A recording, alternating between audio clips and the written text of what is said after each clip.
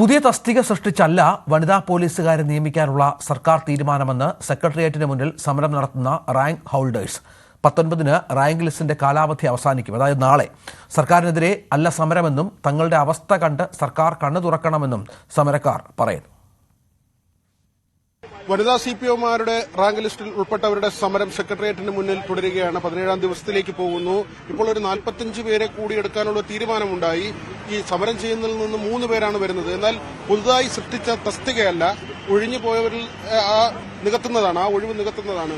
സമരം ഇനി എങ്ങനെയാണ്? കാരണം ഇപ്പോൾ ലിസ്റ്റിന്റെ കാലാവധി തീരാൻ പോവുകയാണല്ലോ. അല്ല, ഈ കാര്യത്തിൽ വളരെയധികം തെറ്റിദ്ധാരണ ഉണ്ടാക്കപ്പെട്ടിട്ടുണ്ട്. ഇന്നത്തെ ന്യൂസിൽ അതൊന്ന് ക്ലിയർ ചെയ്യണമെന്നുണ്ട്. കാരണം നമ്മൾ 9-ാം തീയതി പോക്സോ ഫയൽ പാസ്സായി 28 ഒഴിവും ഡ്രോപ്പ് ഔട്ടും നമ്മൾ തന്നെ കൊണ്ടുപോയിട്ട് എൻജോയ് ചെയ്യണത്. പലരുടെയും വിചാരം ഇന്നലെ വന്ന വേക്കൻസിയാണ്. ഞങ്ങൾ ഇവിടെ വരുമ്പോ തന്നെ ഈ 28 വന്നിട്ടുണ്ടായിരുന്നു. അപ്പൊ അത് 2 ആഴ്ച കഴിഞ്ഞ് എന്റെ അഡ്വൈസ് വന്നതാണ് ഇന്നലെ.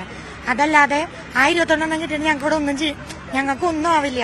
കാരണം 400 പേർക്ക് 41 വേക്കൻസി കിട്ടി എന്താവാനാ? ഈ 400 പേരിലുള്ള പലരും ഇവിടെ മാറി മാറി മാറി വരണത്. കാരണം 14 ജില്ലത്തെ കുട്ടികളാണ് ഞങ്ങള്. എല്ലാ ദിവസവും ഇവിടെ 500 പേർക്ക് ഇവിടെ നിൽക്കാൻ പറ്റില്ല, ഇത്ര പരിമിതമായ ഒരു സാഹചര്യത്തില്. അപ്പോ ഇത് 9-ാം തീയതി വന്ന വേക്കൻസിയാണ്. പക്ഷെ പലരും വിചാരിച്ചിട്ടുണ്ട് സമരം ചെയ്തിട്ട് ഇന്നലെ കിട്ടിയ വേക്കൻസിയാണ്. അങ്ങനെയല്ല. 9-ാം തീയതി ക്യാബിനറ്റ് കൂടിയിട്ട് 3 വർഷമായിട്ട് ഇരിക്കുന്ന പോക്സോ ഫയല് നമ്മുടെ സമരം കൊണ്ട് തന്നെ പാസ്സാക്കി കിട്ടിയതാണ് 28 പക്ഷെ ആ 28 ഞങ്ങളെ 400 പേരിൽ ഒന്നും ആവില്ല. ഈ ഇരിക്കണം ഞാനാണെങ്കിലും ഇവിടെയുള്ള പലർക്കാണെങ്കിലും ഇനിയും 150, 200, 300 ഒക്കെ വേണം. അപ്പൊ ഞങ്ങൾ ഇപ്പോഴും ചോദിച്ചുകൊണ്ടിരിക്കുന്നത്, ഞങ്ങളിപ്പോ ആർക്കെ വെച്ച 570 ഞങ്ങൾക്ക് ഇപ്പോഴും കിട്ടിയിട്ടില്ല. ഒരു പോക്സോ ഫയലും ഡ്രോപ്പ് ഔട്ട് മാത്രമേ കിട്ടിയിട്ടുള്ളൂ. ഈ 570 ഡ്രോപ്പ് ഔട്ട് അല്ലെങ്കിൽ ഈ 570 ക്യാമ്പ് വേക്കൻസി എവിടെ പോയി? അതാണ് ഞങ്ങളുടെ ന്യായമായ ചോദ്യം. 19-ന് ഇപ്പോൾ ലിസ്റ്റ് തീരുകയാണ്. എന്തെങ്കിലും പ്രതീക്ഷയുണ്ടോ? പ്രതീക്ഷ ഇനിയിപ്പോ നാളെയും കൂടി ഉള്ളൂ. പ്രതീക്ഷ ഉണ്ടോന്ന് ചോദിച്ചാൽ സർക്കാരിന് 1 മിനിറ്റ് മതി. എല്ലാ ചരിത്രവും എന്താ പറയാ തിരുത്തി കുറിക്കുക. 1 മിനിറ്റ് പോലും വേണ്ട, 1 സെക്കൻഡ് മതി ഞങ്ങളുടെ ജീവിതമൊക്കെ ആ ഒരു പേനയുടെ തുമ്പിലിരിക്കണത്.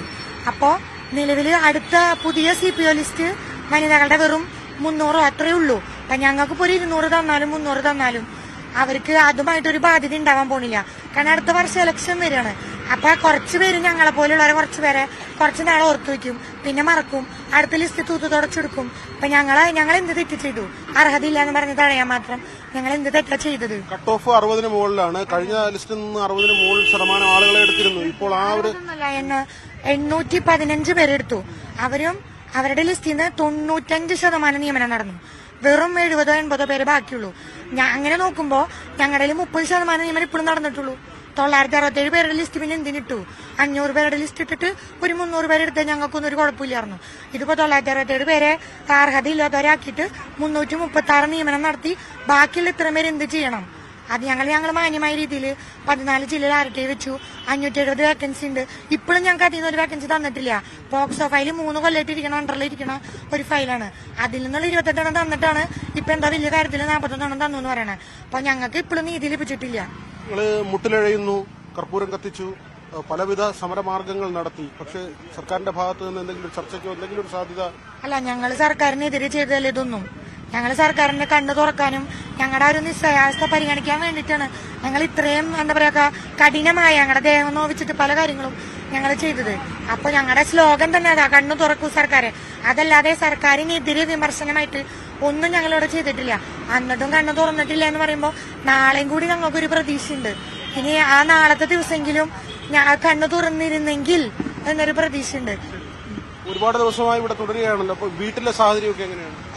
വളരെ മോശം സാഹചര്യം. കാരണം എനിക്ക് 3 കുട്ടികളാണ്. ഈ ഒരു കാക്കി ഇടണം എന്നുള്ള സ്വപ്നം കൊണ്ടാണ് 2 റാങ്ക് ലിസ്റ്റിൽ ഉണ്ടായിട്ടും അതൊന്നും വകവെക്കാതെ ഈ ഒരു ലിസ്റ്റിൽ കയറണം എന്നുള്ളൊരു അതിയായ ആഗ്രഹം. സോഷ്യലി റെലവന്റ് ആയിട്ടുള്ള ഒരു ജോലിയാണ്. നമുക്ക് നമ്മുടെ സമൂഹത്തിൽ ഓണായിട്ട് നിൽക്കാൻ പറ്റുന്ന ഒരു ജോലിയാണ്.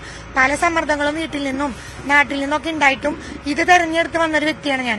അപ്പൊ എന്നിട്ടും നമ്മൾ ഇത്ര ദിവസം ഇവിടെ നിന്നിട്ടും സർക്കാർ കണ്ണു തുറക്കില്ല എന്ന് പറയുമ്പോൾ നമ്മുടെ നാട്ടിൽ ചെല്ലുമ്പോൾ എല്ലാവരുടെ ചോദ്യചിഹ്നത്തിന് മുന്നിലും ഞങ്ങളുടെ ഹാർഡ് വർക്കും കഠിനപ്രയത്നമൊക്കെ 0 ആവുന്ന ഒരു സാഹചര്യം ഉണ്ടാവണേ. അപ്പൊ ഇവിടുന്ന് ഒരു സന്തോഷ വാർത്ത കിട്ടിപ്പോണം എന്നുള്ള ആഗ്രഹം ഇവിടെ ഇരിക്കുന്ന എല്ലാവർക്കും ഉള്ളത്. ഈ ഒഴിവ് വന്ന തസ്തികകളിലേക്കുള്ള നിയമനം നടത്താനാണ് സർക്കാർ തീരുമാനിച്ചിട്ടുള്ളത്. അല്ലാതെ പുതിയ തസ്തിക സൃഷ്ടിക്കപ്പെട്ടിട്ടില്ല. അതുകൊണ്ട് തന്നെ ഇവർക്ക് അങ്ങനെ വലിയ പ്രതീക്ഷ നൽകുന്ന ഒരു തീരുമാനമല്ല ഉണ്ടായിട്ടുള്ളത്. ഏതായിരുന്നാലും അടുത്ത ദിവസം ലിസ്റ്റ് അതിന്റെ കാലാവധി അവസാനിക്കുകയാണ്. ഇവർ അവസാന നിമിഷത്തെ ഒരു പ്രതീക്ഷയിലാണ്. സർക്കാരിന്റെ ഭാഗത്ത് നിന്ന് എന്തെങ്കിലും ഒരു പോസിറ്റീവായ തീരുമാനമുണ്ടാകുമെന്ന് ഇവർ കരുതുന്നു. അരുൺ പാലോടിനൊപ്പം വി വിനോദ്, ന്യൂസ് 18 തിരുവനന്തപുരം.